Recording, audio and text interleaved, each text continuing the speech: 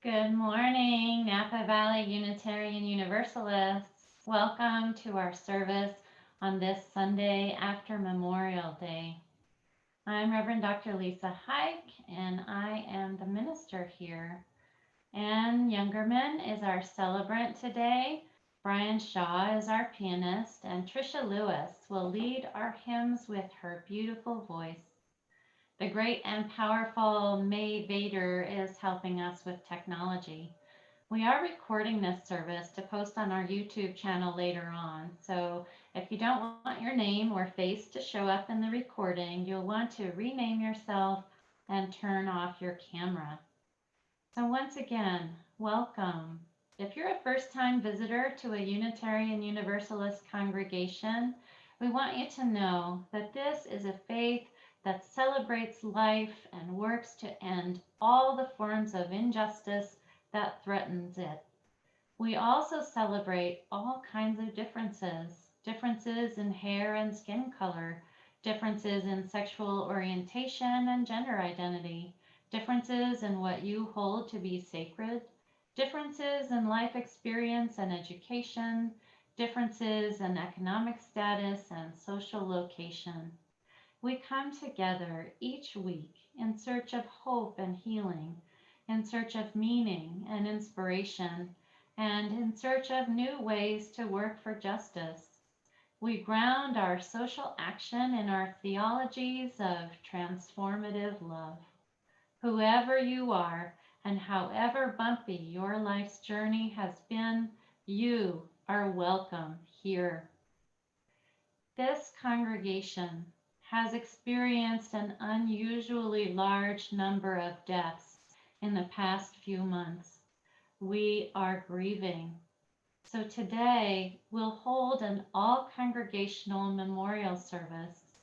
We'll remember and honor those members and relatives of members who have died.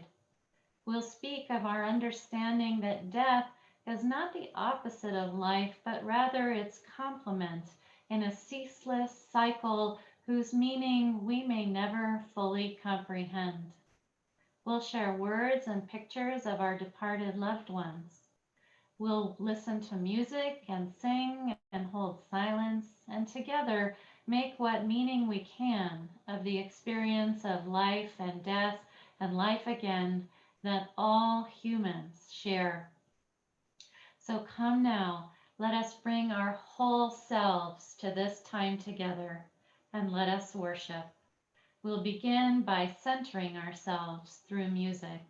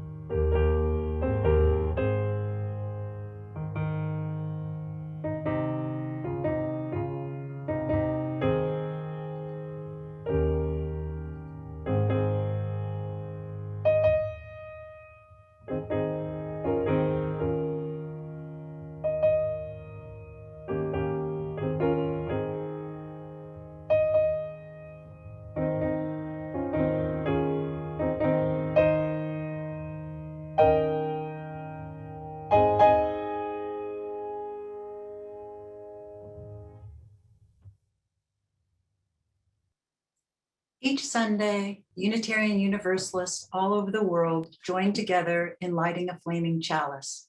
I invite you to light your own chalice at home now, or just a candle, as I speak these words from Paul Stephan Dodenhoff, the symbol of our shared faith.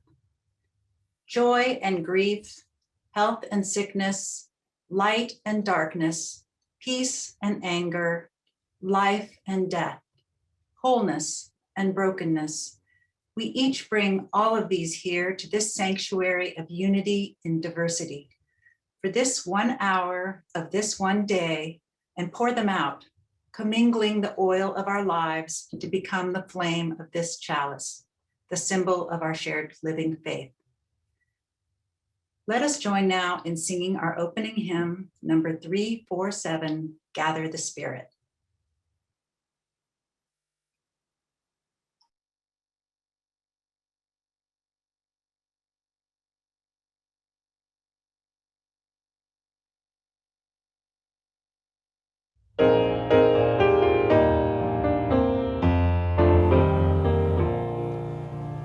Gather the Spirit, harvest the palm, all separate fires will kindle one flame. Witness the mystery of this hour, our trials in this light appear all the same. Gather in peace, gather in thanks, gather in sympathy now and then, gather in hope, compassion and strength, gather to celebrate once again. Gather the spirit of heart and mind, seeds for the sowing are laid in store, nurtured in love and conscience refined, with body and spirit united once more.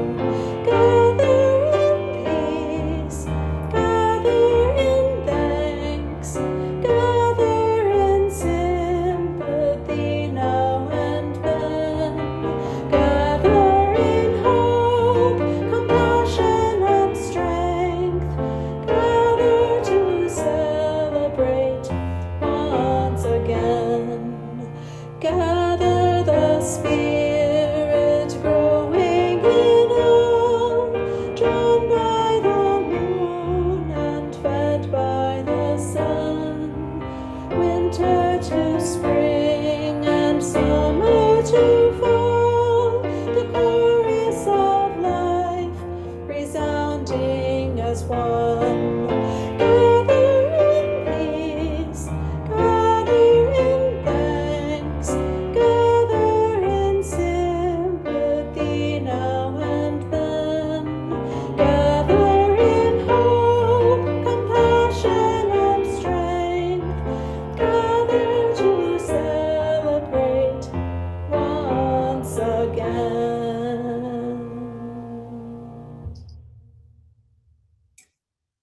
I invite you now into a moment of receptivity and reflection as we share the joys and sorrows of this community.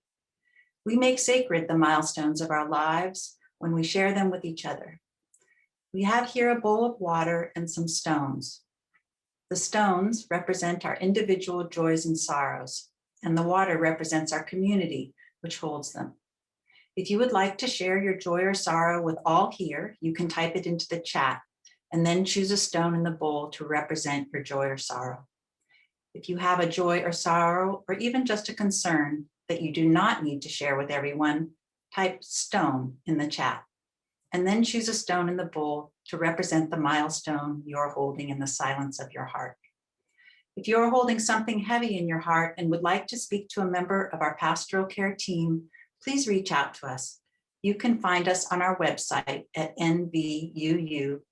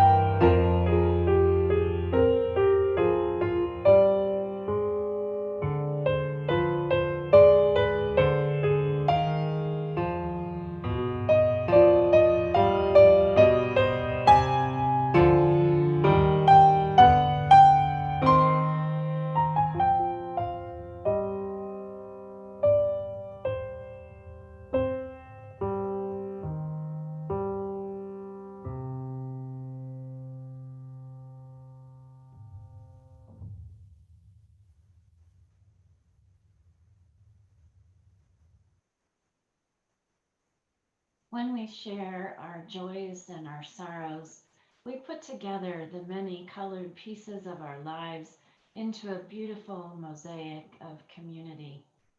Now let's go deeper. I invite you to get comfortable in your seat. Close your eyes if that helps you focus inward. Place your feet on the floor and imagine roots going down into the darkness below, seeking moisture and nourishment. Imagine your trunk holding steady as your leaves and branches reach upward into the sky toward the light. Now, receive a breath in and then out. I am here. Receive a second breath in and then out. You are there. A third breath in and then out. We are together. Feel how your body connects the living darkness of the soil and the bright energy of the light. Continue attending to your breath as you hear these words. Spirit of life, breath of our breath. Now is the time when cottonwood leaves tremble in the breeze. Ferns decorate the forests. Wild grasses lie golden on the hillsides, and lush peonies and roses fill the air with sweet fragrance. How can it be that this riot of green and gold, these extravagant petals, will fade and fall, scattered on the wind? How can it be that one moment a loved one breathes and the next they do not? And how can it be that the molecules of all the departed are then gathered into new life? This is the mystery. This is the greatest mystery we know. May our whole beings be filled with awe at the mystery of life. Blessed be. Now let us join together in a time of silence. The music will bring us out.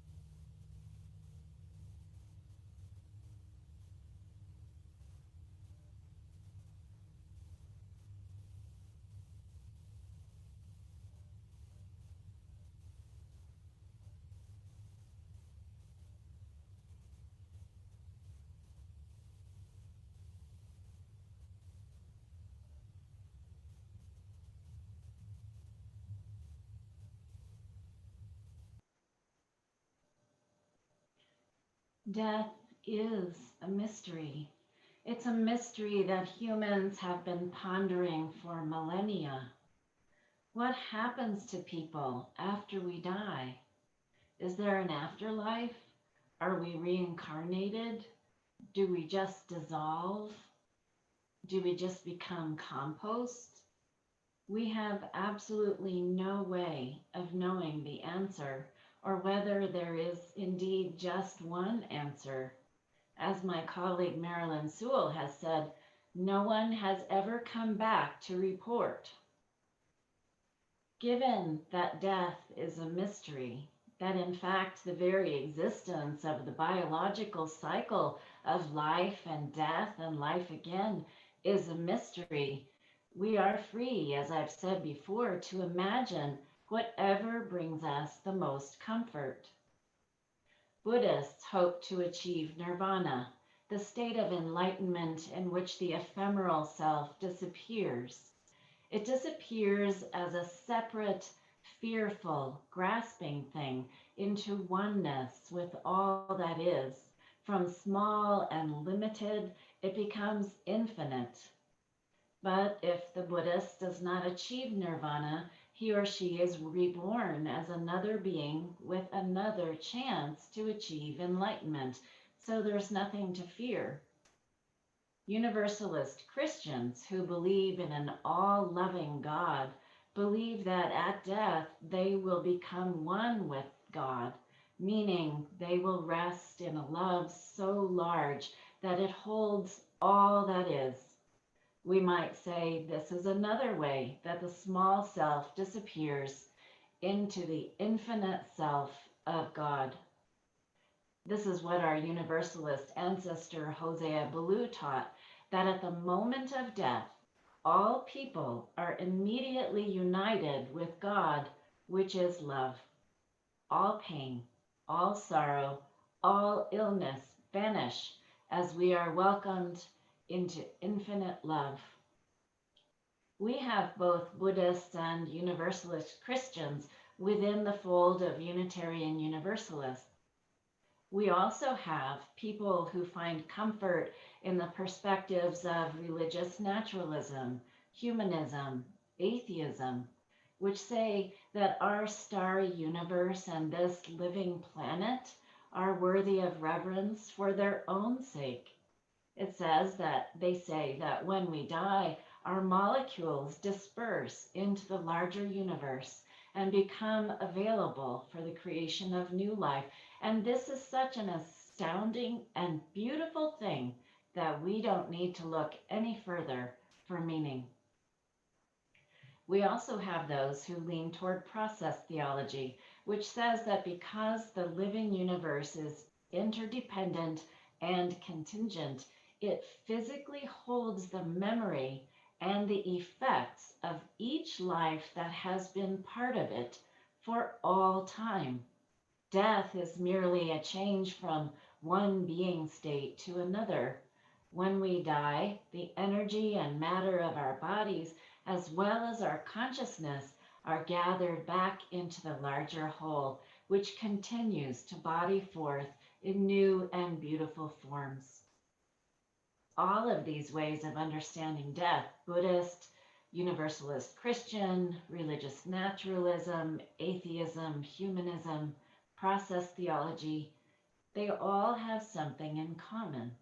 This is a knowing that we are part of something larger than ourselves, so that when we die, instead of being forever separated from all we love, we actually become forever part of it. And whatever our theology, the simple fact is that when someone we love dies, we mourn.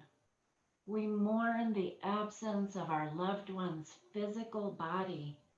We can no longer hug them and be hugged. If they're a spouse, we can no longer hold them close, listening to their heartbeat as they sleep.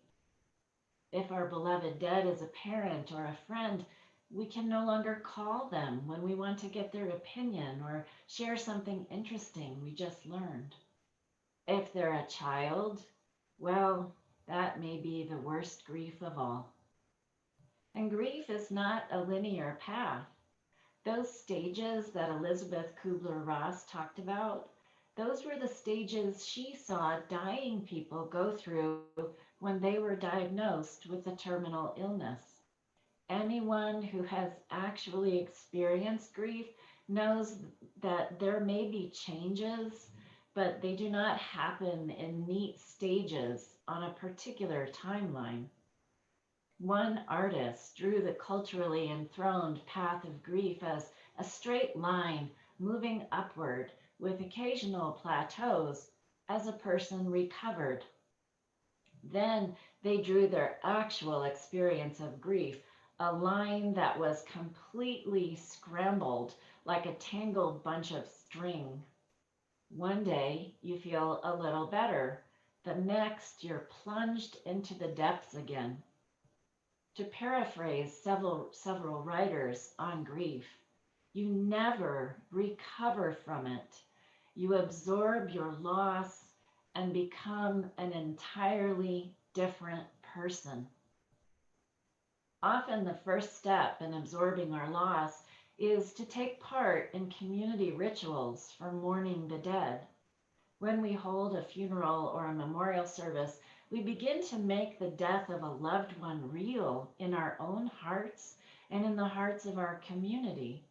We have a new status now as widow or widower, as the elder in our family, as orphan or part orphan, as bereaved friend or parent.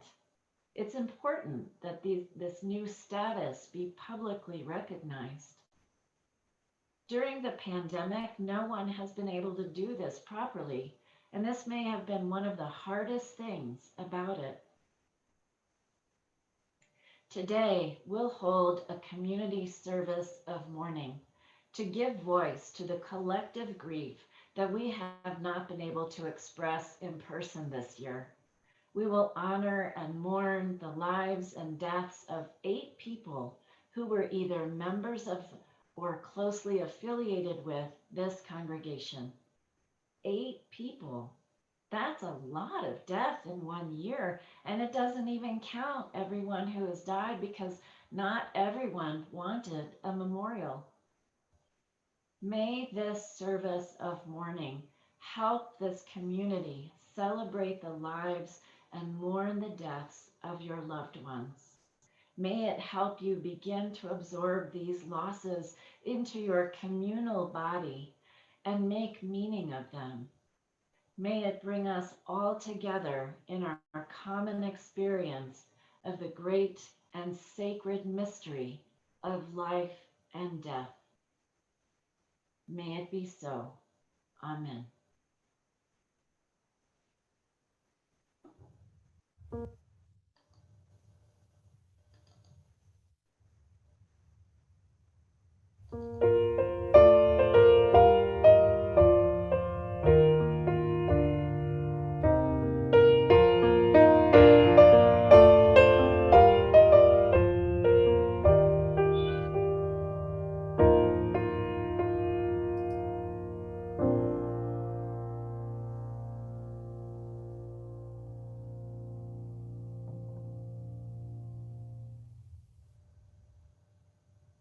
Let us now begin our ritual of remembrance. Our first reading comes from the writer Anne Lamott. You will lose someone you can't live without, and your heart will be badly broken. And the bad news is that you never completely get over the loss of your beloved. But there is always good news.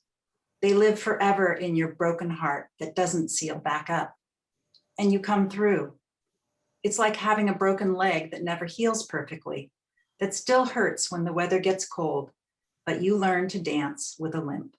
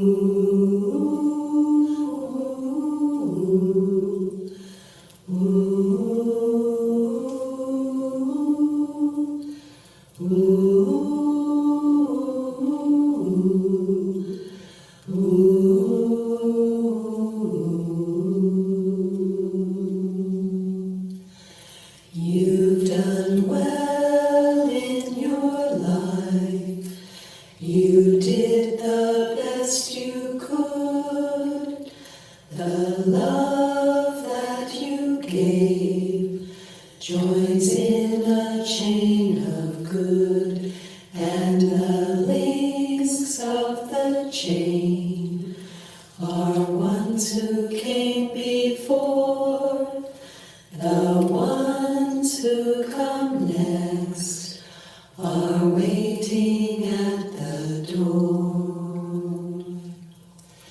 You've done well in your life, you did the best you could.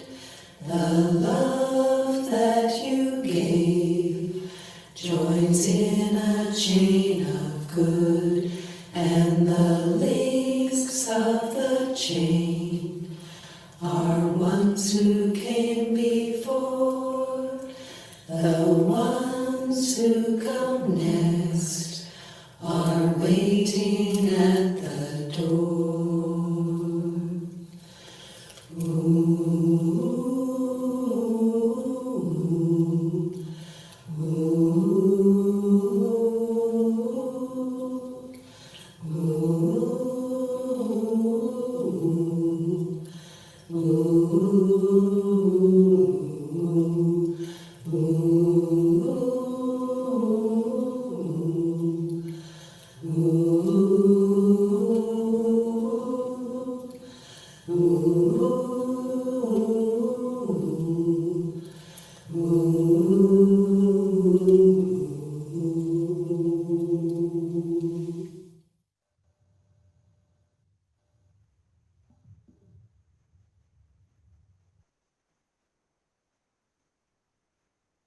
Ralph Baumgartner lived from 1938 to 2021.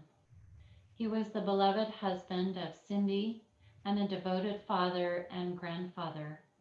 He taught elementary school in New York for 29 years. Ralph loved sailing and Polish folk dancing and was a talented woodcarver. His specialty was carving birds, for which he won many medals at county fairs. Ralph and Cindy moved to Napa in 2015. Their granddaughter Estelle was the joy of Ralph's life. Their favorite pastime was to watch TV and eat ice cream. Ralph had many friends at NVUU and was loved and respected for his calm demeanor and peaceful presence.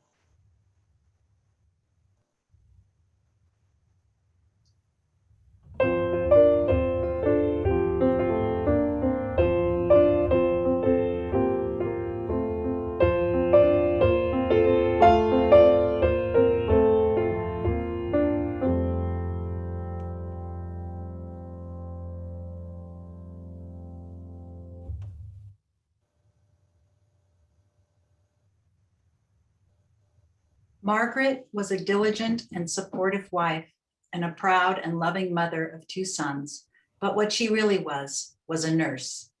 With a bachelor's degree from Columbia University and a master's degree from Boston University, Margaret went on to enjoy a long career in nursing. After service in hospital settings in the US and as a school nurse in Tehran, Iran, Margaret devoted 30 years of her professional life to nursing education, including 11 years as a director of nursing at Napa Valley College. In those positions, she guided the nursing dreams of literally hundreds of students. Margaret was always concerned not just with the traditional role of nurses, but with the health of the broader community. She made friends quickly and easily, and she leaves a large number of them on both sides of the country who mourn her passing.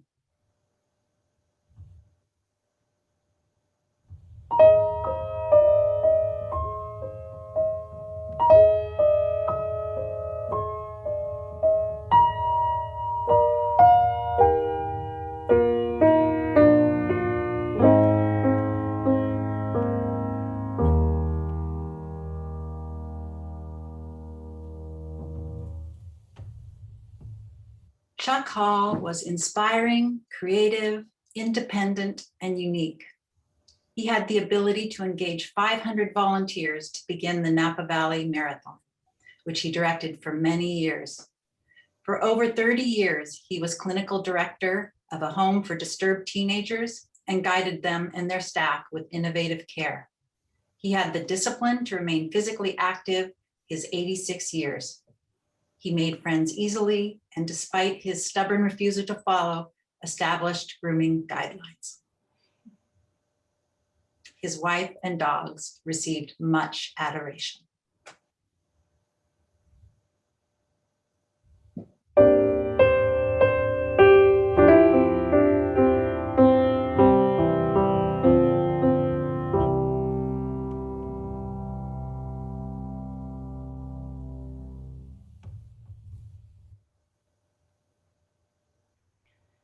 Don Haagstad's beloved wife, Beth Bevington, writes, Don was a special soul. How lucky we were to have each other. He respected everyone with his ability of acceptance. His calm, reassuring presence just reinforced his Zen nature. He is loved and truly missed. P.S. He never threw anything away.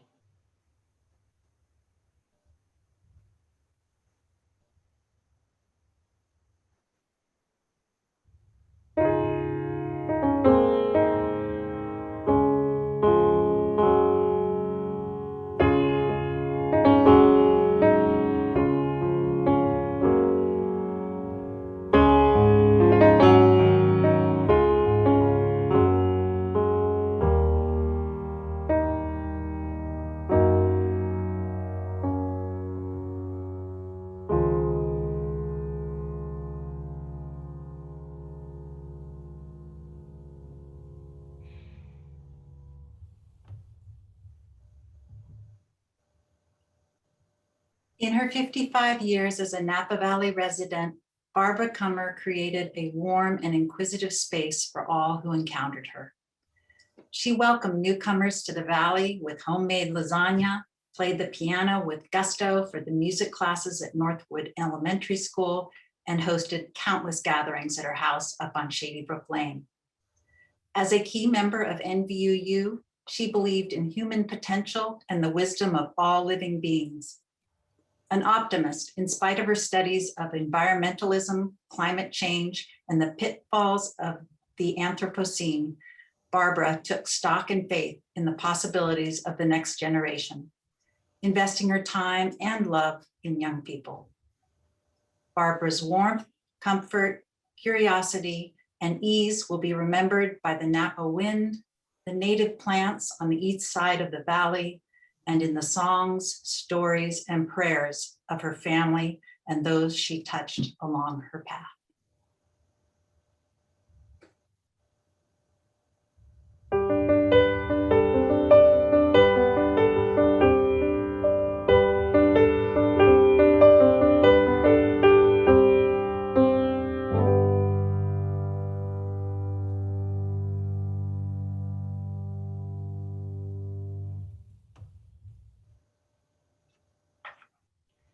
Kenneth Kumpf, the father of member Amy Martinson, died on November 27th, 2020. He had two other children besides Amy, Aaron and Lauren. Ken was a beloved dentist in Napa for 25 years who often treated people who didn't have the resources to access dental care. Devastated by the death of his son Aaron in 1985, he left his practice and moved to San Francisco. He became a champion of the rights of marginalized people, particularly trans people. Amy says Ken was funny, quirky, athletic, and competitive. He taught his children the importance of equality, self-sufficiency, and helping marginalized people, values Amy still cherishes.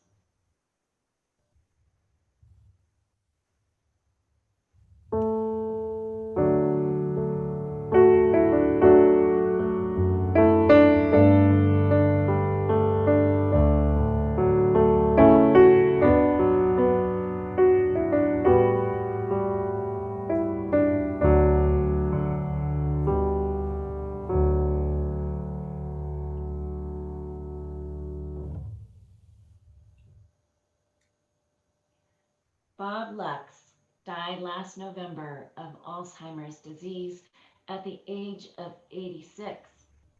Before he got sick, he was the treasurer and the designated computer guru for our congregation. Bob was a founding member of the Vallejo Benicia Carquinez Circle and made a regular ritual of attending its monthly discussions. He also religiously attended the weekly NVUU Adultari Sunday services and hospitality hour. Bob considered himself an agnostic who liked to participate in church activities primarily for regular human contacts, a sense of community, and intellectual stimulation. He was a careful observer who enjoyed recapping his observations on his ride back to Vallejo every Sunday. Before he retired, Bob was a nuclear physicist.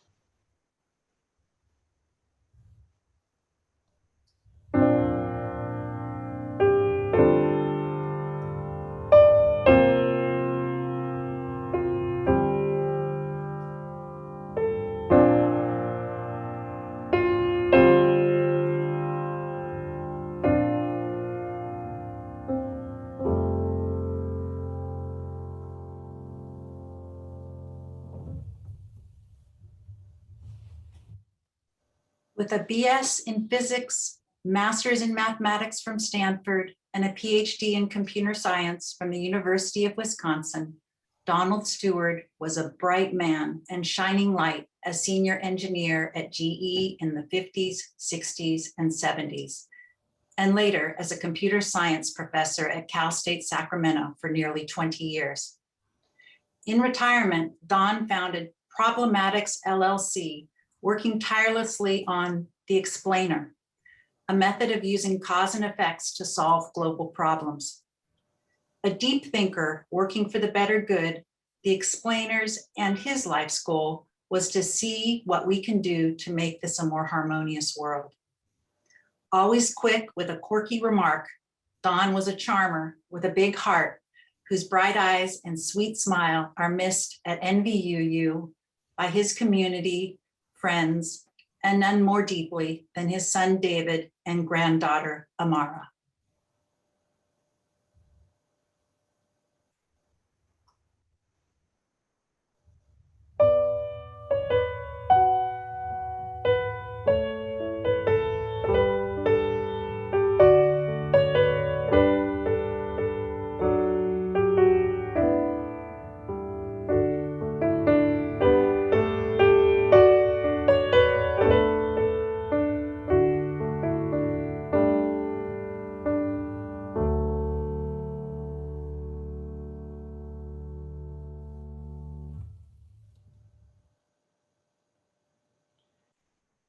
We will now hold a moment of silence in honor of our beloved dead.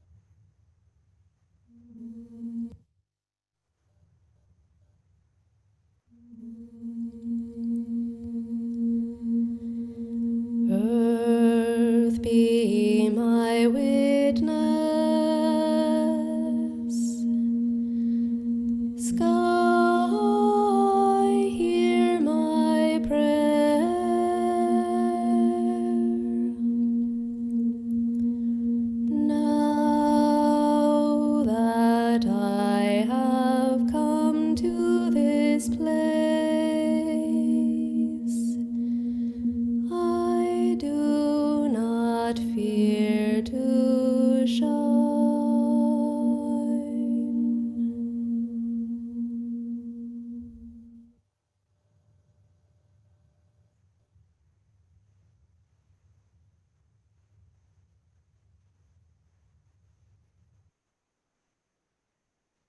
The reading we've chosen to close our ritual is from Mary Oliver. Every year, everything I've learned in my lifetime leads back to this. The fires and the black river of loss, whose other side is salvation, whose meaning none of us will ever know. To live in this world, you must be able to do two things: to love what is mortal, to hold it against your bones, knowing your own life depends on it, and when the time comes to let it go, to let it go.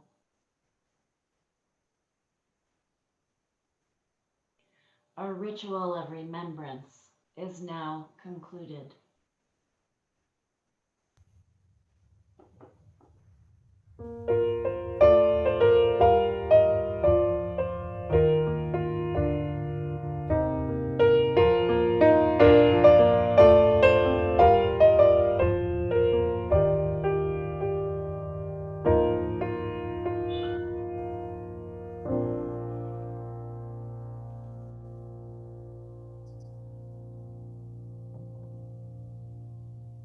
Love is the spirit of this church, and service is its law.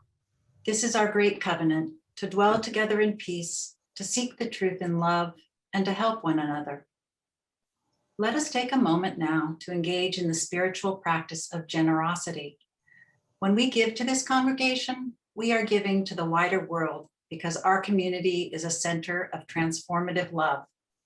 As the congregation grows, that love moves outward into the world in ever-widening circles. To give to NVUU, just go to our website at nvuu.org and click on the donate button. Or you can send us a check at NVUU 1625 Salvador Avenue, Napa, California, 94558. Your offering will now be gratefully received.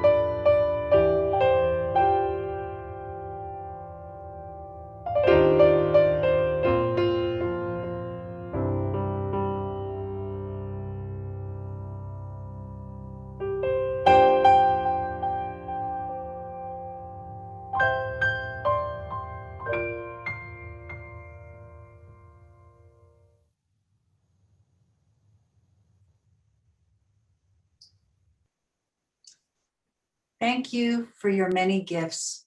All you give and all you do help make our congregation not just a sanctuary to which we can return for spiritual nourishment, but an oasis from which we can go forth into the world carrying the waters of life. This morning, we want to especially thank the members of our Pastoral Care Committee for suggesting that we hold this memorial service. Margaret Kelso, Susan Oken, Lee Hamilton, and Dale and Iris Craig. Thank you to Brian for his lovely music and to Tricia Lewis for her beautiful singing. Thank you, May, for doing such a great job with our tech. Special thanks also go to Anne, not only for being our celebrant, but also for reaching out to the families and spouses to ask for photos and words about their loved ones. Special thanks also to all of the families and spouses of our beloved dead for sharing your loved one with us, for sending those photos and words, and for being with us today. And thank you, Reverend Leisa, for agreeing that this service was necessary and changing your plans to make it possible. Last but not least, thanks to all of you for joining together to commemorate those who have gone before us into the great mystery. If you are visiting this congregation for the first or second time, you may want to go to our website at nvuu.org and sign up to receive our newsletters and notifications of upcoming events and services. And whether you are a newcomer or a seasoned old timer, know that after the service, you are invited to join us for our social hour at this same Zoom link. We like to take about 10 minutes in between to stretch, take a bio break, grab a beverage, hot or cold on a day like today, and a snack. Then we come back, and if it's a large group, we break up into smaller groups for a few minutes and then come back together as a large group. In closing, I offer you these words from Hilary Zunen, whom many of you know. The risk of love is loss, and the price of loss is grief. But the pain of grief is only a shadow when compared with the pain of never risking love. Now let's sing our closing song, We Laugh, We Cry.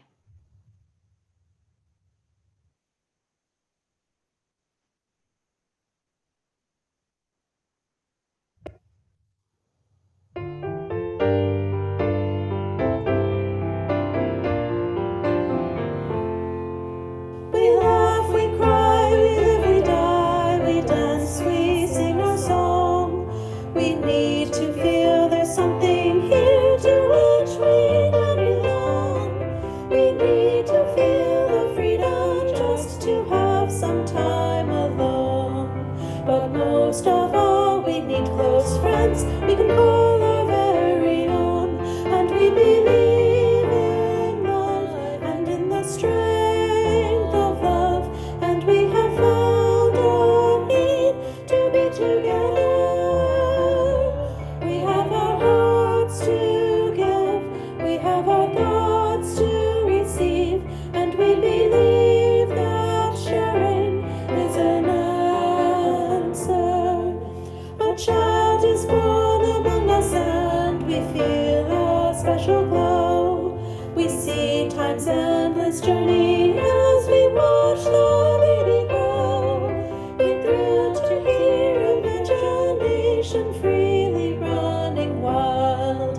We dedicate our minds and hearts to the spirit of this child, and we believe in life and in the strength of love, and we have found a time to be together.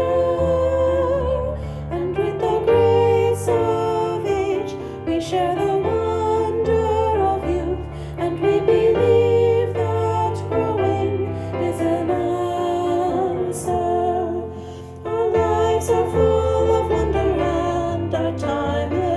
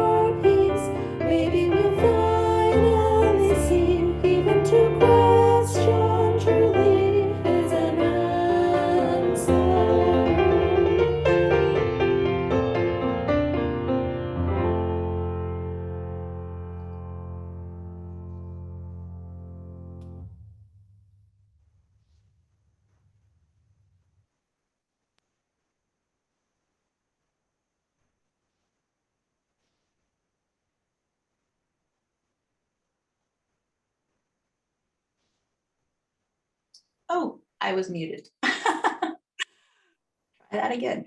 We extinguish his chalice, but not the light of truth, the warmth of love, or the fire of commitment. These we carry in our hearts out into the world until we meet again.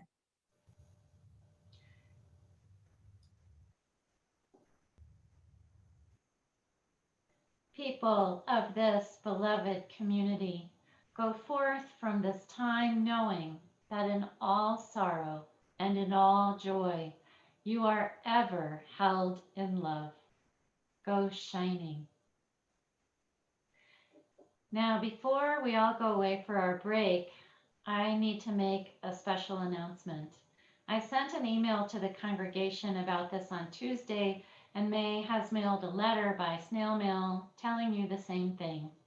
So some of you know this, but some of you still may not, so I'll share it again. As you may or may not remember, my 2-year contract with you ends on June 30th. I started at 3/4 time, and then last year the budget wouldn't support that level of ministry, so I agreed to cut back to half-time. Now it looks like next year's budget won't support half-time for the full year. As much as I love and care for you, I need to look for other opportunities. This was a very difficult decision to make.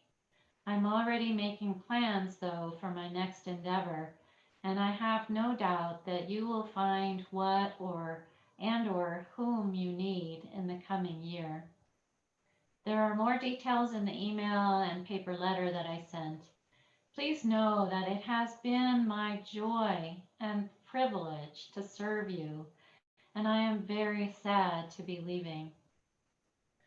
The last service I'll lead here will be next Sunday on June 13th. Then I'll be away for the rest of the month. I've already had some time with several of you who wanted to say private goodbyes and ask questions, and there will be some more time available next Saturday for that. So email May to sign up if you want to do that. We can also talk a bit at next Sunday's social hour. At today's social hour, I would ask that you focus on the families and spouses of the people we honored in the service. They need your continued love and support. So now let's go ahead with our break. May you be well. May you be happy. May you be whole.